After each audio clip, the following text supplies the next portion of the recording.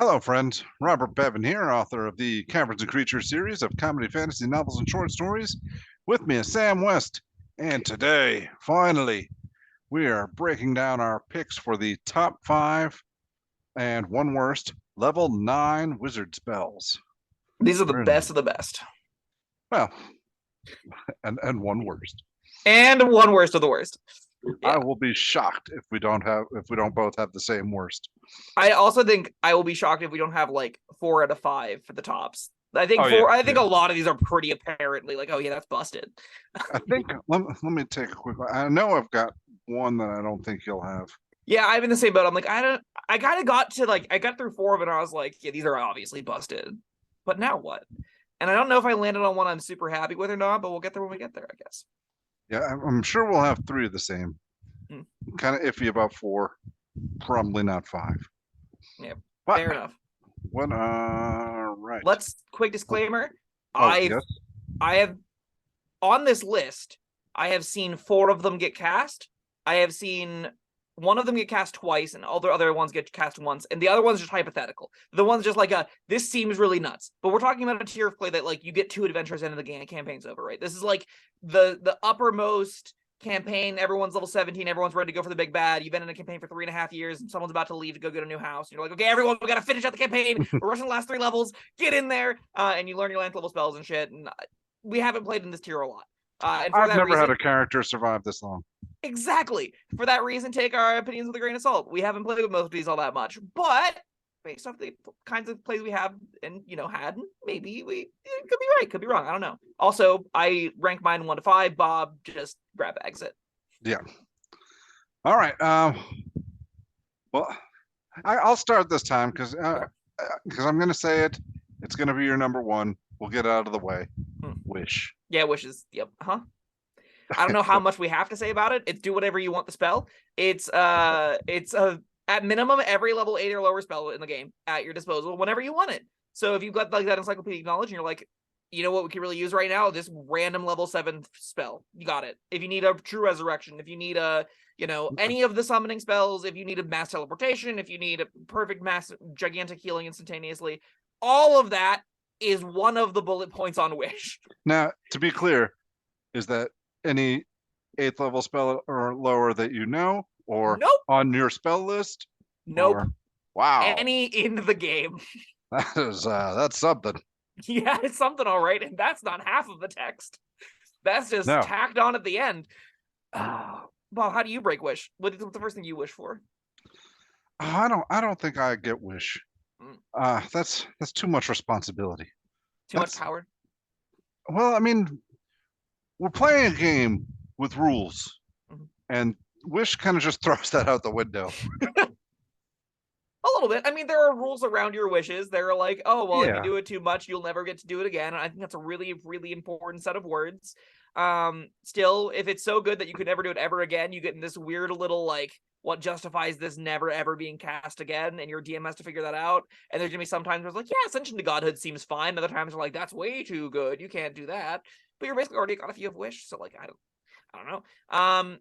I think it's a spell that's going to create problems in some tables, especially once like they're the first time. I think it's going to be one of those spells that's like, the 13-year-old and you comes out and be like, I can do 10 billion damage with Wish. And then the DM's like, yeah, you can grant wishes. Why couldn't you do 10 billion damage with Wish? The other 13-year-old at the table. And, it's going to be like a giant cataclysmic explosion. And everyone's going to be like, that was so broken. Remember whenever you wished for the demons to arrive and turn into angels or whatever? Like, giant wacky nonsense occurs with the spell. No, the spell can do that.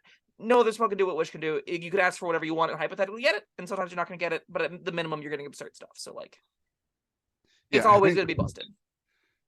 It is busted. I think it's going to, like, if you've got a game where, I mean, this is an interactive storytelling experience, and, like, yeah, as a storyteller myself, I don't like that kind of wild card being thrown into my story.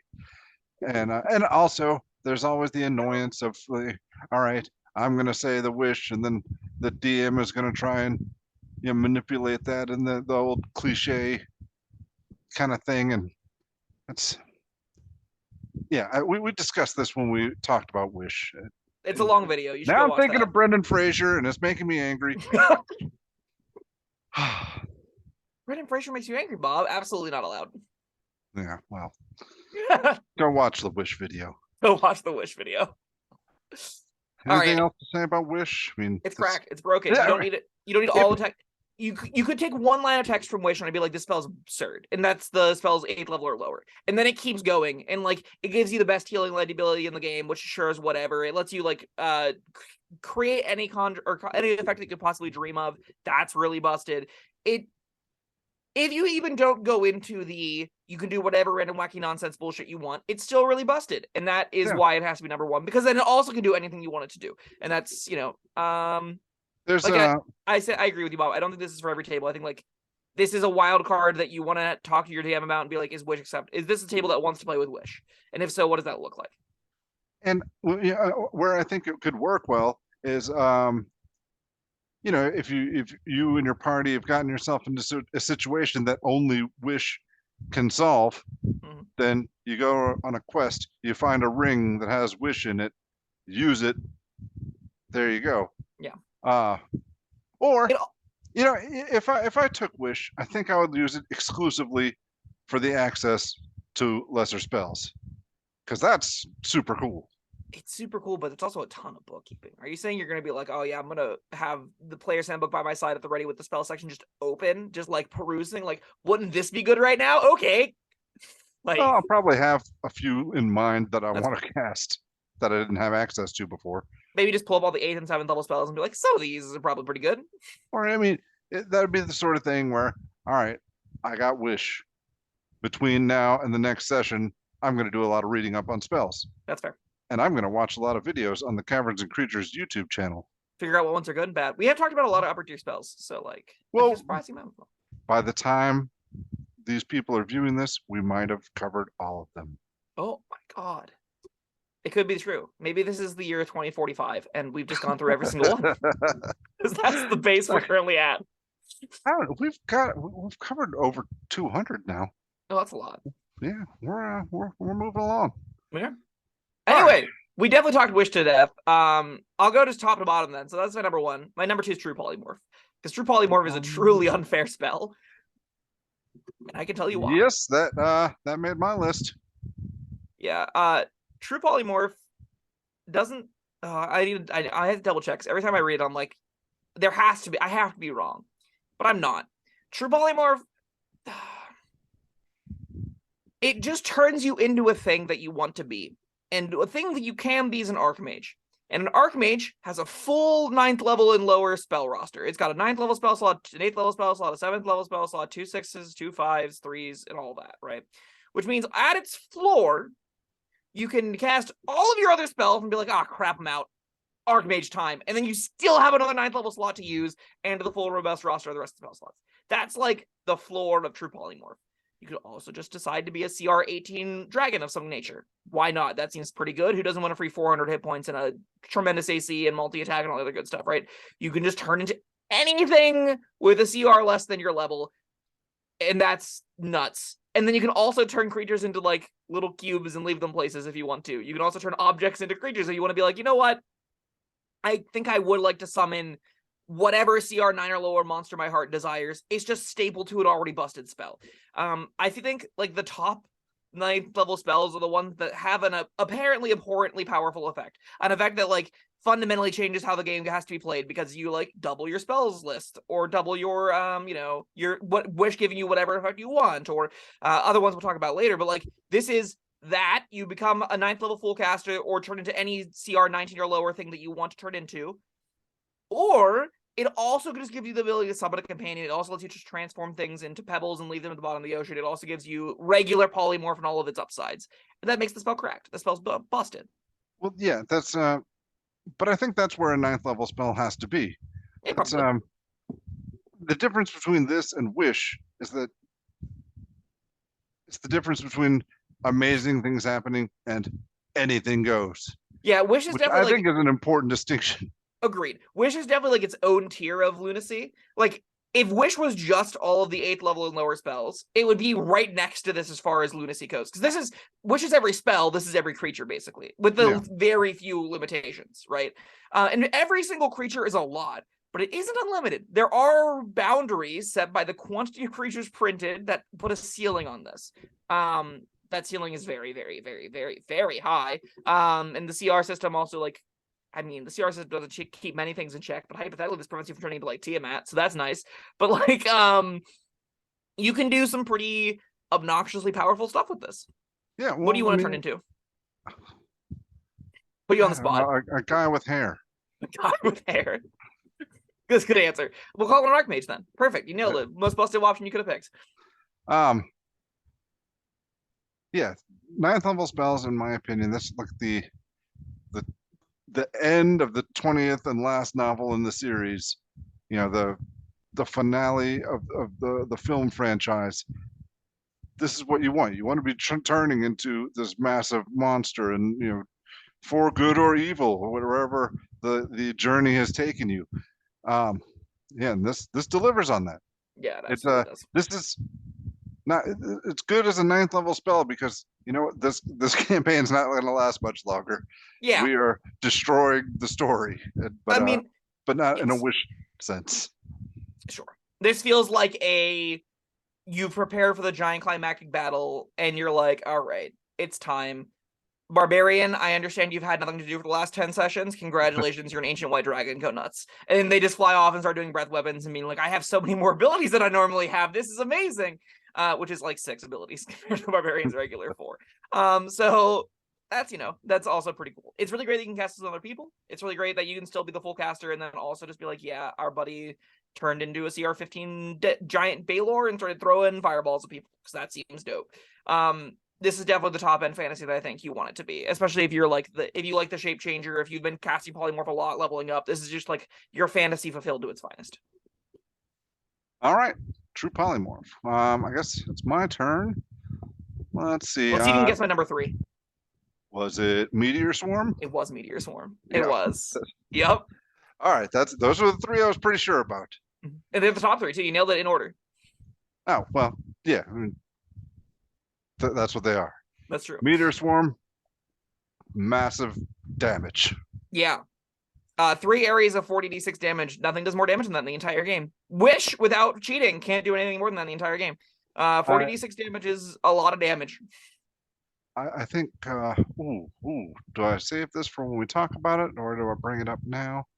Am I wrong? Does something do more damage than Meteor Swarm? Call Lightning? Ball Lightning? Call Lightning. What about Call Lightning? It potentially does more damage. I don't... We'll talk about that in his future video. I can't believe that could possibly be true. But, listen, there's not a whole lot to say here. No. Meteor Swarm is great because you pick 3 areas, and those areas are gigantic. And then they explode, and when they explode, everything in them dies. So, yeah, that's pretty good. If you wanted to kill a bunch of things in 3 enormous areas, get it. Oh, can you concentrate those into one area, do 3 times the damage? They don't stack. A creature can only be affected by 1 at a time. It does specify that, I'm pretty sure. Yes. A creature in the area of more than 1 fiery burst is only affected once. So if you could do that, it might compare with Call Lightning. There's 120d6 damage on 1 poor soul. I think we talked about this before, haven't we? Have we talked about Meteor Swarm yet? Yeah, we did. We covered Meteor Swarm. Yeah. I remember you mentioning like it's actually kind of harder to use just because you can't cast it indoors, really. Like, you can't cast it in a lot of civilized space because it just decimates everything around you. Like, this is bringing about the apocalypse levels of giant meteors of death. Because they're 40-foot radius spheres of damage, which is 80-foot wide balls of death that just level shit. So where you cast is going to be an interesting question. I've had them cast whenever we were like in a big climactic sea battle against a giant kraken, and it was like a whole city defense thing, and the wizards just like Meteor Swarm and hits the backline and hits the kraken for a bunch of it, and hits like 2 of their ships it just took out entirely, and it was a big epic moment. It was pretty dope. But like that was in a very specifically huge wide open battle space. I think this will be a bit trickier to use if you're like crawling through dungeons and the whole of the room you're in is only like 30 by 30, and you're like, wait a second. I mean, you come into that problem with Fireball as well. That's true. But not to this extent. Yeah, 80-foot space is very much so larger than the radius of 20. Like, that's very big difference. But still, this is a gigantic damage. It's the highest damage option you get. It's baller. All right. Now I guess those are the three the obvious three. What do you got for number 4? Okay.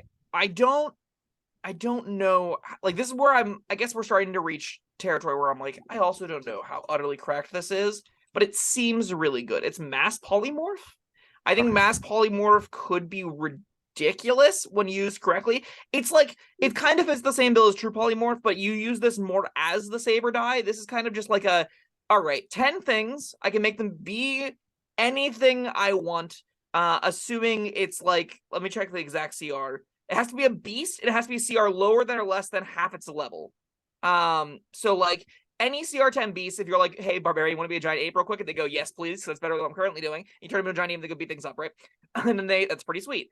More realistically, it's I pick 10 things, sheep, sheep, sheep, squirrel, squirrel, squirrel. And then they all turn into tiny little things and you ignore them for the rest of the time. And that's a pretty solid saber die. Like it can't do other things with it. It doesn't get repeated saves. It's just the thing. And it also like forever.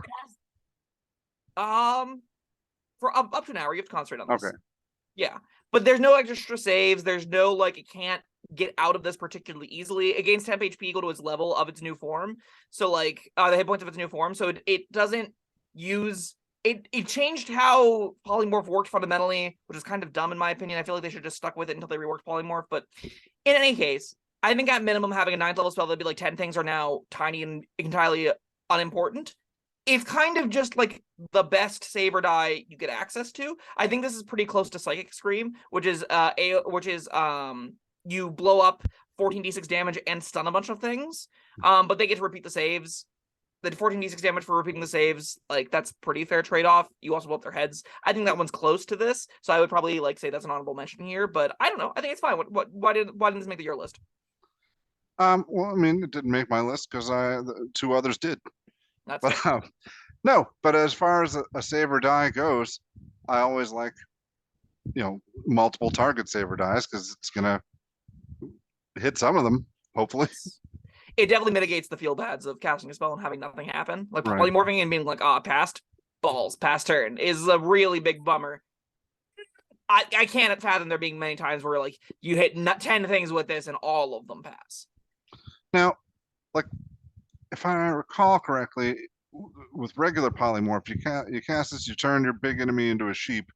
You can't just slaughter the sheep and it's dead. It reverts back to its normal form. If you right, yeah, same case here. Same way. All right. I mean, yeah, this way it gives it temporary hit points instead of changing its hit points. But yes, because if you can't, you take them out of the fight for a little while, up to an hour, but then they're gonna come back. Well, what you do then is everyone bunches around the sheep, readies an action, and whoever lands the first blow, everyone just goes and just waylays into it the moment it turns back into its form. Because you do 1 damage, revert it back to regular, and then kill it. Which is kind of like how the banishment things work. This is how Saber Dice tend to work. Is you just all right, everyone get around, ready your actions, and dead. Yeah. All right. Was that mass polymorph? That was mass polymorph. What's your next one? Invulnerability. Oh, that one definitely didn't make my list. Why but not? It's I think invulnerability. Again, you only get to pick 5, but true. You said definitely. That's what I want to know. I'm not super high on invulnerability. The reason I'm not super high on invulnerability is it only affects you. So you can't put this on other people. It's using a 9th level spell slot to only do a defensive thing. And the defensive thing is you can't take damage. You can be CC'd, you can have you can be polymorphed, you can be banishment, you can be all the other effects that still would incapacitate you that are basically the same as killing you. And those all there are ways to break your concentration outside of damage. So this is something that you want to be the battle mage fantasy specifically to make invulnerability feel good, because then you just cast invulnerability and you're running in there, making 2 attacks and doing some explosive things with magical weapons and green flame blades and stuff, right? I think that I think this is much more narrow to an archetype. I think the invulnerability goes on the frontline casters that really want to be the spell swordy, like weird defensive hybrid magic stuff. I think your average backline wizard doesn't need this nor want this. I think they much have to take the other more powerful game impacting, game warping effects that we've talked about. Because oftentimes, like if your frontline dies anyway, someone's going to put you in a soul prison until the concentration of vulnerability drops, and they're going to pull you back out and kill you, right? Like you're getting into a tier of play where your health bar isn't going to matter if all your friends die. And all of your friends dying is still just going to happen while you have invulnerability up at the best case scenario. And in the worst case scenario, like you're just going to be stunned out anyway, drop concentration on this, and then your 9th level spell slot didn't really have a big impact. And I think you really need your 9th level spell slots to have a big impact. Yeah, all right.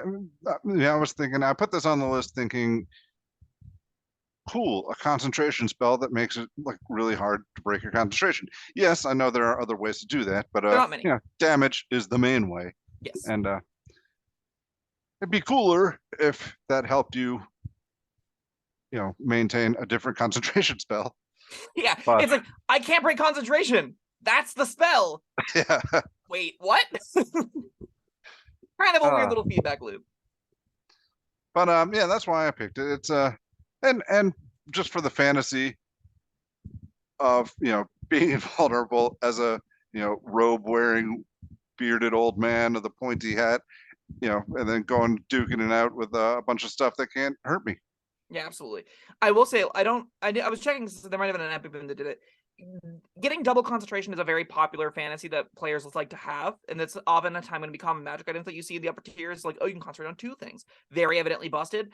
The invulnerability gets a lot better whenever you can have 2 concentration effects up and your concentration can't break. And you're like, no matter what you do to me, there's going to be a whole bunch of, not necessarily no matter what you do to me, but the majority of the things you're going to do to me aren't going to stop the onslaught of summon monsters that I've conjured into the world. That's a neat little upside for some very niche tables. I do think beyond that, like, the fantasy of a robed man that can't take damage, I don't think is worth a 9th level spell slot.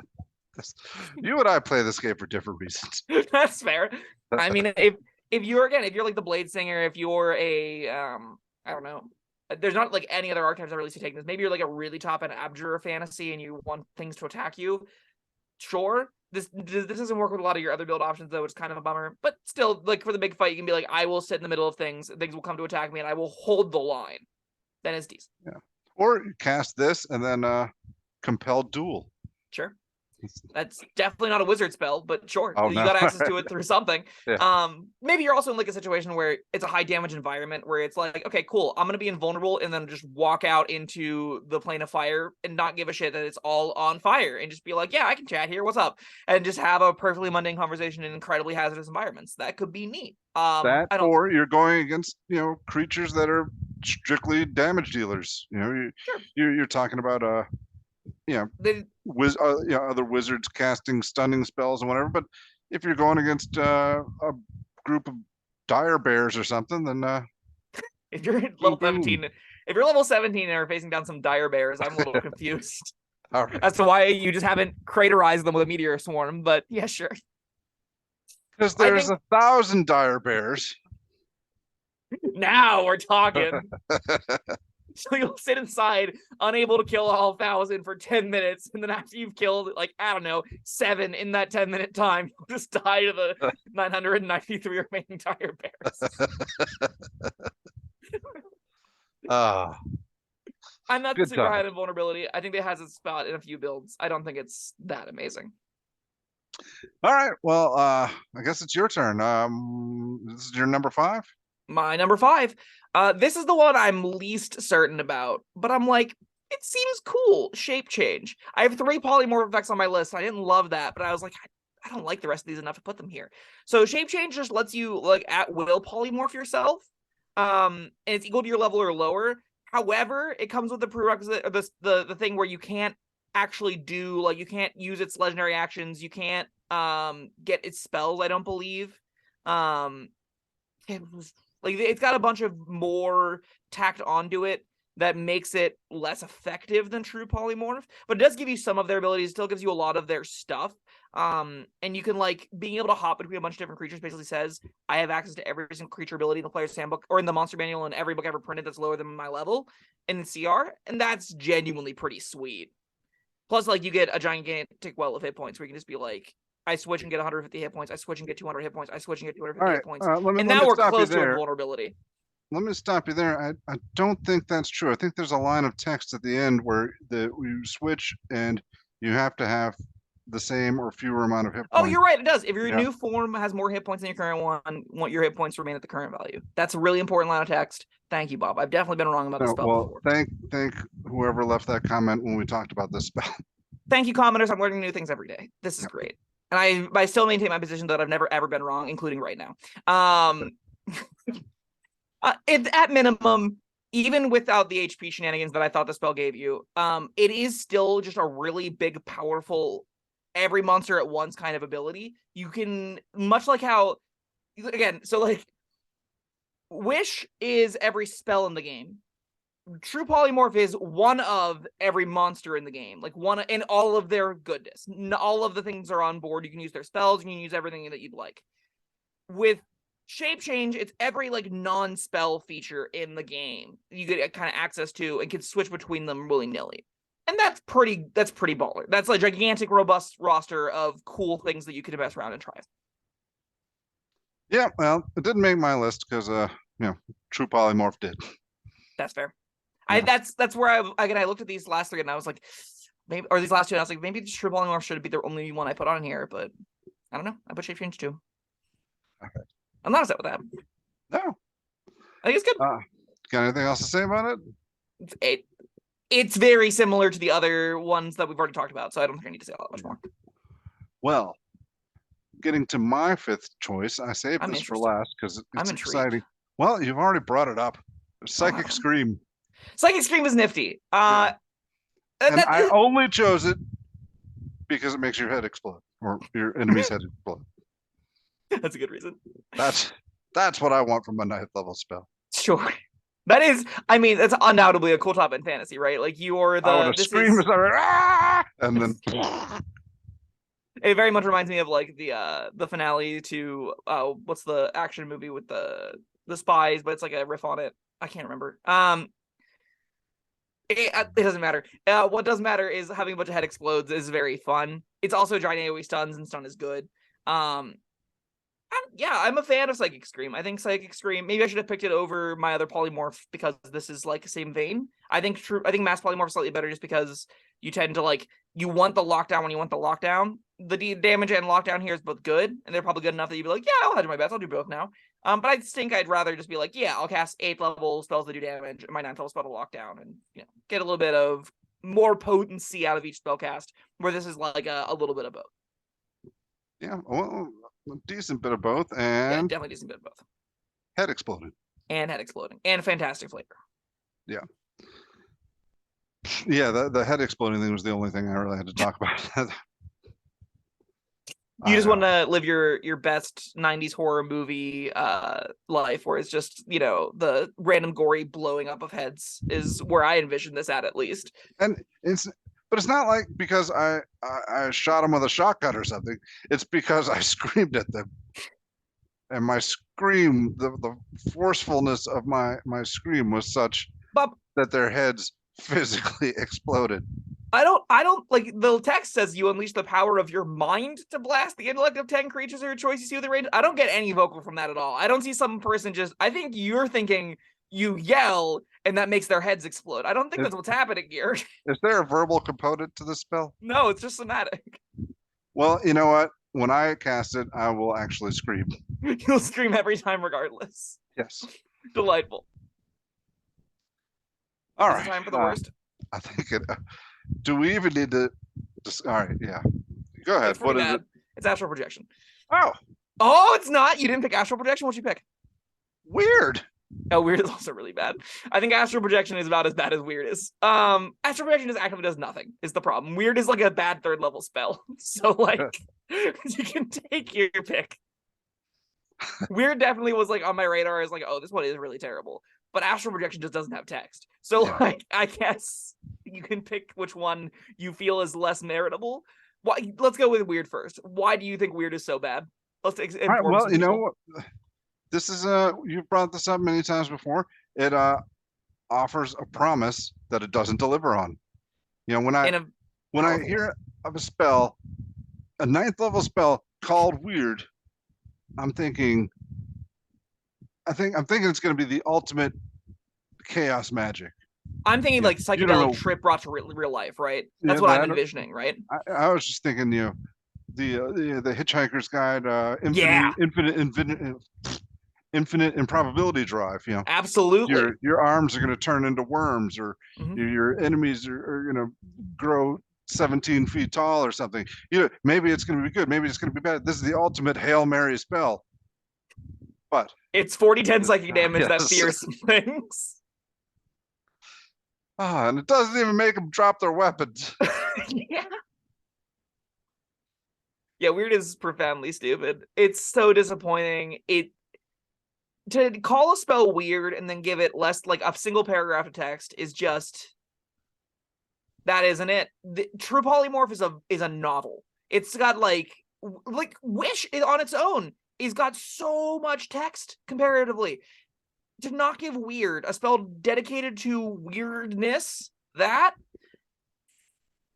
a bummer. It's supposed to be like, it's not even like, if it was called Phantasmal Killer, if it was called like Deepest Fear or something, then at least the flavor fits, but to call it weird, absolutely not.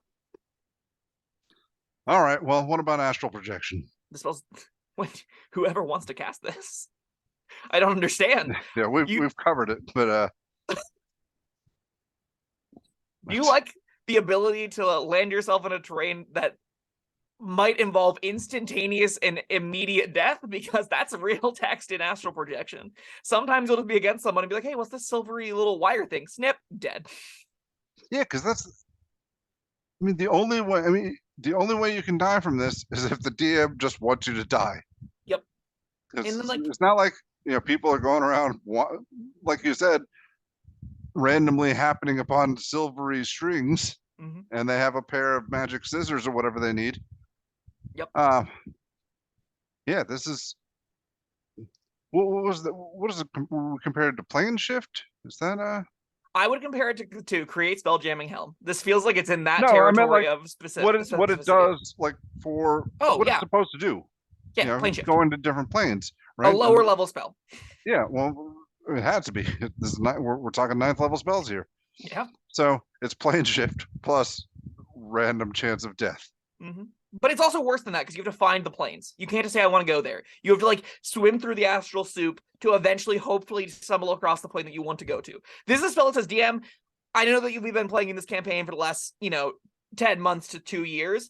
I'm done. Let's go somewhere else. Astral projection, and off we go. That's not a 9th level spell. That's a plot device. And that's not something that a player should be doing. This is not a real spell, and you should never take. You also should never take weird. These spells are both very bad for different reasons. Yeah. Well, hurting my feelings wins a weird the spot for me. I respect that. Being utterly and entirely useless makes astral projection win the slot for me. Well, I stand by what I said. I am shocked that we didn't both pick weird. Yeah, that's fair. I definitely thought if we were now picking this, and I was like, oh, weird is really bad. I just assumed that we were going to both pick the spell that I think we've talked about the most, which is of the bad spells, which is definitely astral projection, just because we've talked all the spell jammer stuff. But oh yeah.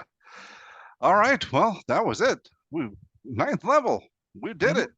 That's all the wizard spells. Well, I mean, it's all the top 5 and 1 worst wizard spells. There's a shit ton more. But, and we've talked about a lot of them, and you can go through and find all of our reviews and videos on them. You can go see our 8th level and lowers. They're all hopefully going to be linked in this video description, or just found to the Caverns Creatures YouTube channel, which you can find by clicking the little thing below this video. I'm plugging for you, Bob. What can I say? I appreciate that. All right, stay tuned for I think we're going to continue these top 5 lists. I'm not going to commit yet to what we're going to cover next, but stay tuned for it. It'll be a surprise. Can't wait. I'm so excited. All right. Well, thank you, Sam, and thank you, everyone, for sticking with us this long, and we'll see you next time. Bye-bye. Thank you for watching. If you found this helpful, informative, or entertaining, I'd really appreciate it if you hit the like button below. You needn't smash it. A gentle tap will suffice.